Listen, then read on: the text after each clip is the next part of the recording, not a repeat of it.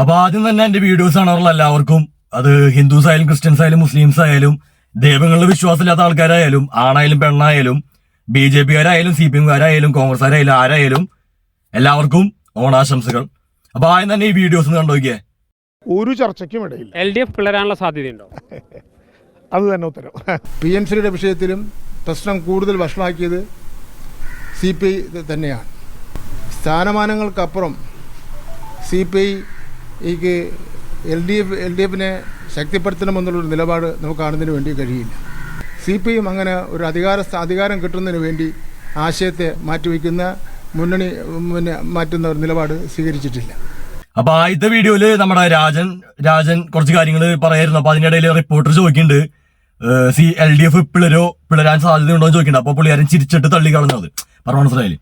അപ്പോ ഇപ്പോ പിളരില്ല എന്ന് ഉറപ്പുണ്ടായിരുന്നെങ്കിൽ, അല്ലെങ്കിൽ LDF തമ്മിൽ പ്രശ്നങ്ങൾ പരിഹരിക്കാവുന്ന കാര്യങ്ങളായിരുന്നെങ്കിൽ രാജൻ പറഞ്ഞത്, അതായത് അങ്ങനെ നിങ്ങൾ വ്യാഖ്യാനിക്കേണ്ട ആവശ്യമില്ല, ഇത് പിളരാൻ സാധ്യതയൊന്നുമില്ല എന്ന് ആത്മാർത്ഥമായിട്ട് ശക്തിയായിട്ട് പറയേണ്ട ആളാണ് ഇങ്ങനെ പറഞ്ഞത്, ചിരിച്ചു തള്ളി പറഞ്ഞു മനസ്സിലായില്ലേ. അപ്പൊ അവിടെ തന്നെ ഒരു പ്രശ്നമുണ്ട്. അപ്പൊ ഇതിലുള്ള കാര്യം എന്ന് വെച്ച് കഴിഞ്ഞാൽ ഇപ്പൊ കുറച്ചാളായിട്ട് CPIയും ഇലക്ഷൻ കഴിഞ്ഞ പിന്നെ CPIയും തമ്മിൽ ഭയങ്കര രൂക്ഷമായ പ്രശ്നങ്ങളാണ്. അപ്പൊ ആദ്യം നമ്മൾ വിചാരിച്ചത് മാധ്യമങ്ങൾ, ഇപ്പൊ ഏഷ്യാനെറ്റ് പോലത്തെ CPM വിരുദ്ധ LDF വിരുദ്ധ മാധ്യമങ്ങൾ സൃഷ്ടിക്കുന്ന അജണ്ടയാണ് നമ്മൾ വിചാരിച്ചത്. പക്ഷെ ഇപ്പൊ കുറച്ച് ദിവസമായിട്ട് കാണുമ്പോൾ ഇവര് പരസ്യപ്പോരിലേക്ക്, ഇപ്പൊ പിണറായി വിജയനായാലും ബിനോയ് വിശ്വമായാലും ഇപ്പോ രാജനായാലും ശിവൻകുട്ടിയായാലും, അതായത് CPIയിലും മുതിർന്നതും അല്ലെങ്കിൽ പേര് കേട്ട നേതാക്കന്മാരൊക്കെ തമ്മിൽ ഓരോ ആരോപണങ്ങൾ കടുപ്പിച്ചു തുടങ്ങി. കഴിഞ്ഞ ദിവസം പിണറായി വിജയൻ കടുപ്പിച്ച നിലപാടെടുത്തു, CPIക്ക് ഉപനേതാവ് കൊടുക്കില്ല എന്ന് പറഞ്ഞു. ഒപ്പം തന്നെ നമ്മുടെ ബിനോയ് വിശ്വം പറഞ്ഞു പിണറായിയുടെ ഏകാധിപത്യ ശൈലി, അല്ലെങ്കിൽ പറഞ്ഞ പോലെ പിണറായിയുടെ മോളുടെ കേസ് രാഷ്ട്രീയമല്ല, അത് CPIയും ചുമക്കേണ്ട ആവശ്യമില്ല, അല്ലെങ്കിൽ LDF ചുമക്കേണ്ട ആവശ്യമില്ല. അങ്ങനെ ഗുരുതരമായിട്ടുള്ള ആരോപണങ്ങളും അല്ലെങ്കിൽ അറ്റാക്കുകളാണ് നടക്കുന്നത്. ശിവൻകുട്ടിയും ഇപ്പൊ കളത്തിലിറങ്ങിയിട്ടുണ്ട്, രാജനും കളത്തിലിറങ്ങിയിട്ടുണ്ട്. അപ്പൊ ഇത് രൂക്ഷമായ പ്രതിസന്ധിയിലേക്ക് പോകാൻ സാധ്യതയുണ്ട് LDFന് പറഞ്ഞു മനസ്സിലായി. അത് മാത്രമല്ല, ഇപ്പൊ കുറച്ച് നാളായിട്ട് ഇപ്പൊ VD സതീശനെ സർക്കാരിനെ അക്കൗണ്ടബിൾ ആയിട്ട് വെക്കാൻ LDF അല്ല, പ്രതിപക്ഷമായിട്ട് CPM മാത്രമേ ഉള്ളൂ. LDF ഒറ്റക്കെട്ടായിട്ടല്ല ഇപ്പൊ നിൽക്കുന്നത് പറഞ്ഞു മനസ്സിലായി. ഇപ്പൊ ഏഷ്യാനെറ്റിലൊക്കെ നമ്മൾ കേൾക്കാറുണ്ട് LDF പിളർന്നോ എന്നുള്ള കാര്യങ്ങളൊക്കെ. പക്ഷെ ഇപ്പൊ അങ്ങനെയാണ് സത്യം എന്ന് വിശ്വസിക്കേണ്ട അവസ്ഥയായി. കാരണം ഈ നേതാക്കന്മാരുടെ മെച്യൂരിറ്റി ഇല്ലായ്മ, അതായത് വെറുതെ ഒരു എന്താ പറയാ പൊട്ട. ഫസ്റ്റ് ഓഫ് ഓൾ എനിക്ക് CPIക്കാരോട് പറയാനുള്ള കാര്യം എന്ന് വെച്ചാൽ, നിങ്ങളൊരു കാര്യം മനസ്സിലാക്കണം.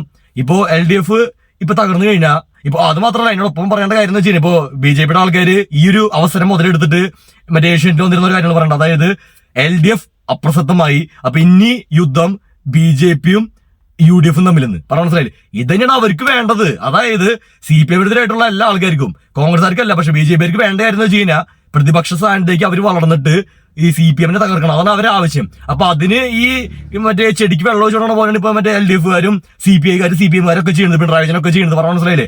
നിങ്ങൾ കുറച്ച് മെച്യൂരിറ്റി കാണിച്ചില്ലെങ്കിൽ, അല്ലെങ്കിൽ തന്നെ ഇലക്ഷൻ കഴിഞ്ഞ പിന്നെ ഈ സാധനം എന്താ പറയാ കുറച്ചാളായിട്ട് പൊളിയാനുള്ള അവസ്ഥയാണ് നിൽക്കുന്നത്. അപ്പൊ എങ്ങനെയൊക്കെ ഇതിനെ ഉയർത്തിക്കൊണ്ടുവരാൻ വേണ്ടി നോക്കുമ്പോ ഒരു സൈഡിൽ നിന്ന് നേതാക്കന്മാരെന്നെ ഇത് പൊളിക്കാൻ നോക്കി എന്നിട്ട് ചെയ്യാം. നിങ്ങൾ ഇത്തിരി മെച്യൂരിറ്റി കാണിക്കുക. അല്ലെങ്കിൽ കാര്യം, അതായത് ഞാൻ മുമ്പ് ഒരു വീഡിയോയിൽ പറഞ്ഞു, അതായത് ഇടതുപക്ഷം കേരളത്തിന് അനിവാര്യമാണ്. പക്ഷെ എന്നിട്ട് നിങ്ങളുടെ എല്ലാ തെണ്ടിത്തരങ്ങളും ഈ ജനങ്ങളും താങ്ങണമെന്ന് പറയാൻ പറ്റില്ല. അല്ലെങ്കിൽ ഇപ്പൊ ജനങ്ങൾ മാത്രം വിചാരിച്ചുകൊണ്ട് നിങ്ങൾ ഇവിടെ നിലനിൽക്കില്ലേ, നിങ്ങളും കൂടി വിചാരിക്കണം പറഞ്ഞു മനസ്സിലായില്ലേ. അതായത് ഇരട്ടത്താപ്പും ചെറ്റത്തരങ്ങളും മണ്ടത്തരങ്ങളൊക്കെ ഒഴിവാക്കുക, നല്ല നേതാക്കന്മാർ കൊണ്ടുവരാം മുകളിലേക്ക്.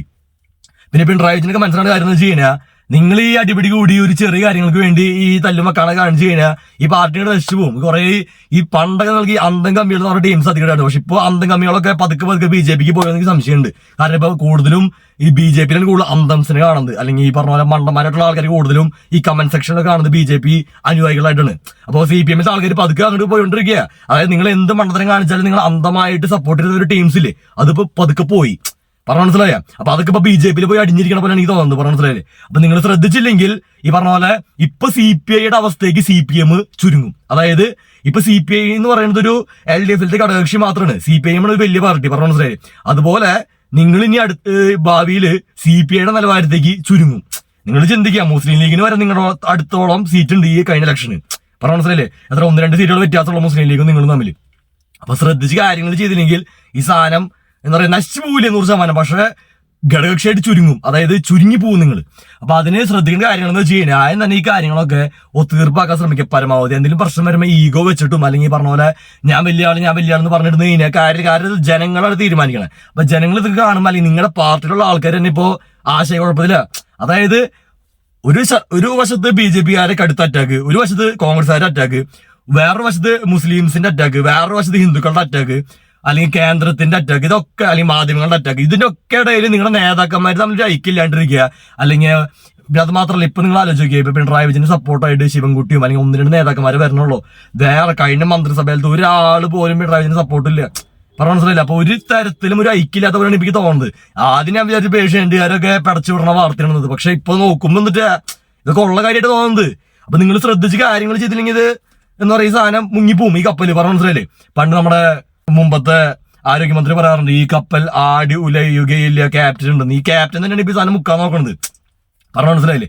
പിന്നെ കാര്യം എന്ന് വെച്ച് കഴിഞ്ഞാൽ CPI-കാരും ഒരു പരിധി ശ്രദ്ധിക്കണം. അതായത് നിങ്ങൾ ഉപനേതാവ് എന്നൊക്കെ പറയുമ്പോഴും എനിക്ക് മനസ്സിലായ ഒരു കാര്യം ഉള്ളതുപോലെ പറയണല്ലോ, കേരളത്തില് LDF-നെ ഏറ്റവും കൂടുതൽ കോൺട്രിബ്യൂട്ട് ചെയ്യുന്നതും അല്ലെങ്കിൽ ഇവൻ CPI-നെ വരെ സഹായിക്കുന്ന ഒരു പാർട്ടി CPI-എം ആണ്. പറഞ്ഞ മനസ്സിലായില്ലേ? CPI-ക്ക് അത്രയും വലിയ ശക്തിയാണെന്ന് എനിക്ക് തോന്നണല്ലേ. അല്ലെങ്കിൽ ഇപ്പൊ ഈ പ്രാവശ്യം കുറച്ച് വോട്ട് കിട്ടിയെന്നുണ്ടെങ്കിലും പക്ഷെ അതൊക്കെ CPI-എമ്മിന്റെ പിന്തുണ ഉള്ളതുകൊണ്ടാ. അപ്പൊ CPI വലിയ ഷോ കാണിക്കാനുള്ള ആൾക്കാരും ഇല്ല.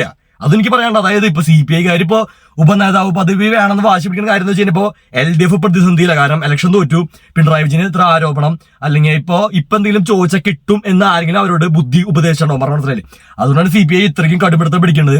അപ്പൊ CPI-യോട് പറയാനുള്ള കാര്യം എന്ന് വെച്ച് കഴിഞ്ഞാൽ, നിങ്ങൾ ഈ കടുംപിടുത്തം പിടിക്കണതിന്റെ അജണ്ട നമ്മൾക്ക് മനസ്സിലാവും. പക്ഷെ അതൊക്കെ കടുംപിടുത്തം പിടിച്ചോ, പക്ഷെ ഒരു പരിധി വിട്ട് പോയി പിടിച്ച് അല്ലെങ്കിൽ ഇപ്പൊ LDF-ന്ന് വിട്ടു നിന്ന് കഴിഞ്ഞാൽ നിങ്ങൾക്ക് തന്നെ ദോഷം ചെയ്യും. കാരണം ഇപ്പൊ നിങ്ങളുടെ നിലനിൽപ്പ് തന്നെ ഈ പറഞ്ഞ പോലെ CPI-എം ഉള്ളതുകൊണ്ടാണ്. ഇപ്പൊ നാളെ നിങ്ങൾ ഇതിൽ നിന്ന് വിട്ടുപോയി എന്തായാലും BJP-ക്ക് പോകാൻ സാധ്യതയില്ല, നിങ്ങൾ കോൺഗ്രസിൽ പോയി നോക്കി.